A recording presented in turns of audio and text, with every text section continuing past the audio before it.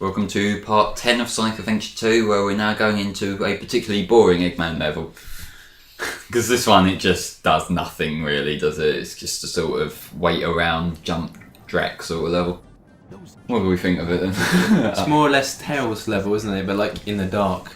But it's not exactly Tails level, but more or less. I'd say this looks better than the Tails level.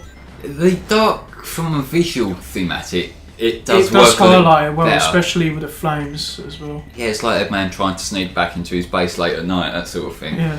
But the problem with it is that most of the level design is just sort of waiting around for these platforms to slowly float across the quicksand to get to you. So I presume this is after he tried stealing the emerald then? Yeah, I think so. I'm not sure exactly how that kind of thing works, given that for the most part, at least just in the first part of the story, it's like Knuckles and Rouge are off doing their own thing separate to the story. Yeah, it's kind of weird though, because he was at that area, which is near his base in the first place. So it took him about like 6 hours or something like that, like near the whole day just to get to his base again. It's a big desert. The thing is though, why is he trying to break into his own base? Well, no, I think it's more that he's trying to Test it. I was about to say to get in like stealthily, and then he knocked a fucking block. Yeah. Stealth. But like, I mean, like, he's not wanting people to clock on that he's getting in. That's why he's going at night. That sort of thing. Alright. But it's his base. Yeah, but- He shouldn't need to break in. No, but he don't want people seeing that is his base. Because like, obviously, if you see Eggman going towards a certain place when he's a known I can't criminal, really justify this. I just think it's like, Eggman needs to go there. yeah, That's it. And really, don't you think Tails could have just easily followed the path that Eggman has blasted himself? yeah, but well, yeah. Just like, oh, well, there's this sudden path here that seems to have been created by something else that's been blowing shit up. Are you implying the Sonic the Hedgehog series might have continuity errors? Probably. How does I this never happen? thought I would do this, but yes. No, Sonic Team High is only the greatest of writers. Sonic on a 6. Yeah. Yeah, that game has no story errors whatsoever, right? Other than errors involving it was conceived, it happened. There was some bestiality in there.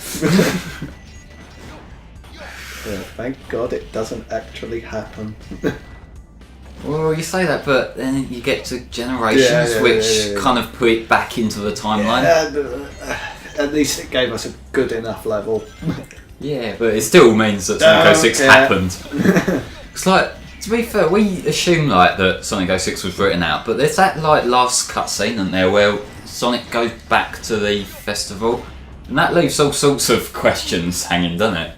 Not really, I just think of it as just like, the events were erased, Iblis doesn't exist, he's just passing through. Right, here's a question then. If that whole Soliana bullshit never happened, the Solaris stuff and that, why is she still the princess? Why is her father not there? Because he wouldn't have died if Solaris weren't awakened. Old age. Yeah, but like, it's pulling it a bit, given that I don't think there was that much. There wasn't an explanation, was there? They would explain that kind of thing. No, they wouldn't, it's 06. Good point. You're expecting too much from it. But like, the other thing is, there's that sort of implication that Sonic gives a different look that he didn't give in the like opening version of it. So like, there's a chance that's what's leaving it hanging, so to say, isn't it? Like, that there's an implication something's different this time, even though if that had never happened, like, I just assume it's just the same festival, just that shit isn't going to go down. but actually, what was that festival about? It was something to do with the sun, wasn't it? Or the sun god, which in turn is Solaris. But Solaris wasn't there because he wasn't awakened. Like, this is making my brain hurt more than anything else I've tried to analyse. I think it's just, don't bother to try and explain it. Look, just talk about Sonic Adventure 2. Yeah, this is a good Sonic game. Yeah. Okay, we have our own questions here in the sense that this little base room that Eggman's in has a panel that can warp him to space. And yet he has a rocket. Yeah. Well, you've got to have a backup plan, haven't you? If your convenient teleporter doesn't work, you've got to have like a giant rocket to get into space. Just scratching his arse as you do. Yeah. Well, he thinks he's in there on his own, so... Do these arms just like folded into one another? They're just merged. I've got to say, I love this voice acting. I am a stereotypical British reporter voice. Sonic the Hedgehog. Sounds Australian.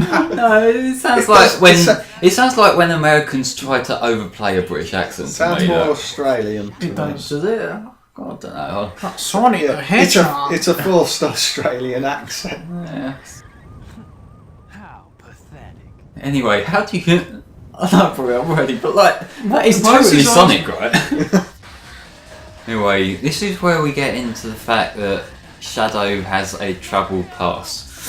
And, like, yeah, he keeps getting these flashbacks to Maria, which... Meanwhile, Alice in Wonderland. I liked how a moment ago there was subtitles for the alarm sounds. Woo, woo! One thing with this game's subtitles, is probably the only thing ever that can get away with using Comic Sans, and I don't know how. Yeah, I know. Why is it using Comic Sans? They changed it in HD pool, didn't they? They changed it up to some other kind of cartoonish font, but not anywhere near as, like, obviously ridiculously out of place as this. I find it difficult to believe that Shadow got his message muddled up from Maria. What you must... Give them a chance to be happy. Revenge! No, give them a chance to be happy. So, I promise you. revenge? Yeah.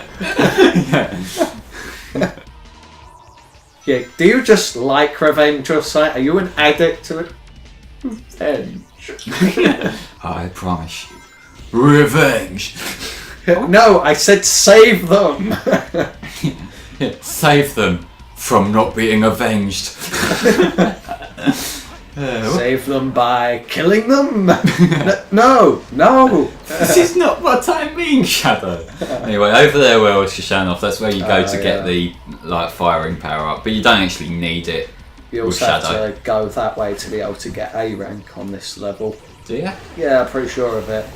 I think it comes down to like the ring score and enemy score and that, so you don't specifically have to if you can make it up in elsewhere in the level. I think the only place where it's like that tight that you have to go a specific way is on Metal Harbour, where you got to go on the extended route just to be able to get enough like points for it, which is kind of difficult to do if you're not getting lucky. Anyway, this was obviously the level that was rejigged into Mission Street for Tails, wasn't it?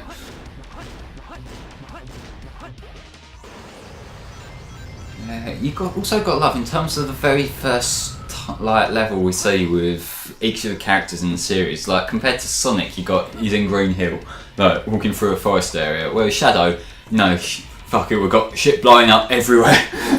You got robots chasing him. He's got bridges falling apart. He's running away from the police. He's sort of a fugitive. Ow, the edge.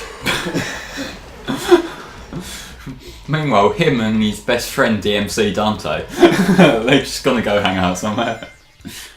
Though, actually, that's nothing on. You seen that Hatred game? Oh God! yeah, Yes, you've seen us a trailer. What the hell makes them think that's a good idea? But, like, I don't mind overly violent games at all. It's just at least most violent games, even more extreme stuff, are justified by context, aren't they? Things like, I think I've seen a game similar to that, but it was sort of made comedic in a way. It was like all cartoony. Yeah, but like at least then that's like playing up for life. So Yeah. it's that kind of it's stupid But and this, it's trying to take itself seriously. yeah, it's like literally most games when you got like ultra violent stuff, there's a context for it. Which although people like still got all this wham of children sort of crap, at least there's like. It makes sense, whereas this is literally go and kill people for the sake of killing people. That's all it comes down to. And look, you even have finishing moves on them as well. Yeah.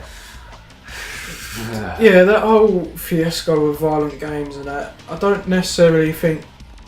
Like they're saying it's the game's fault. No, it's not. It's down to your own perception and how you feel about the game. This is the only time with Hatred that I'll accept that argument, purely because like with, say, other games, it's more an uninformed view, isn't it? Because like when people go on and say Call of Duty, that's overly violent, they're not acknowledging the fact this is in context of a soldier in an army. Yeah. So like it's horrific, but like war is horrific in general. I can understand your viewpoint. You're basically saying hatred, the violence in that is very reinforced.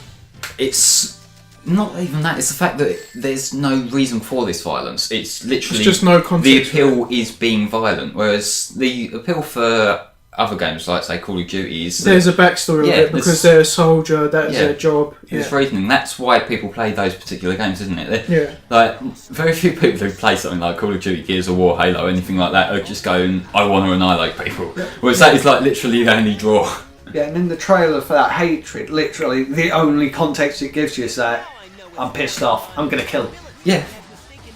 Anyway, here we go. We've met up with Sonic again in this cutscene. And what would have all been avoided if he took anger management lessons? Yeah. Like, it's... I don't really want to go too far into the whole psychological aspect of it, but like that they're playing up the psychological thing for to make it more horrifying, but it's just comes there to be there, to be honest. It comes off as that thing that the kind of 14-year-olds who walk around with a black eyeliner and the black leather jackets. Just go that was the phase that they went through. Just no reason, they just did but that. It's like you got them to write a game. And like people take the piss out like Shadow the Hedgehog or DMC Devil May Cry for being overly edgy, and like I get that, like they are playing it up, but at least there's kind of a limit. Backstory to it, yeah. Shadow, you can't take it seriously. No. To be honest, when they're saying about the DMC, don't they were on about the 5th game, which has been rebooted. If he was in that scenario, you could actually understand because he's sort of like half human. Well, no, he's half angel, half devil, and like. Feels really alien to him, whereas everyone else is leading a normal life. I think it's more you could understand his struggle. Character that people don't really like, the fact that they've taken what was like a more cocky and mature kind of character and rebooted him into like a lad sort of thing. Yeah. But I don't mind the eternal struggle and all that to do with it. That seems. I do like that game overall. Exactly. Yeah.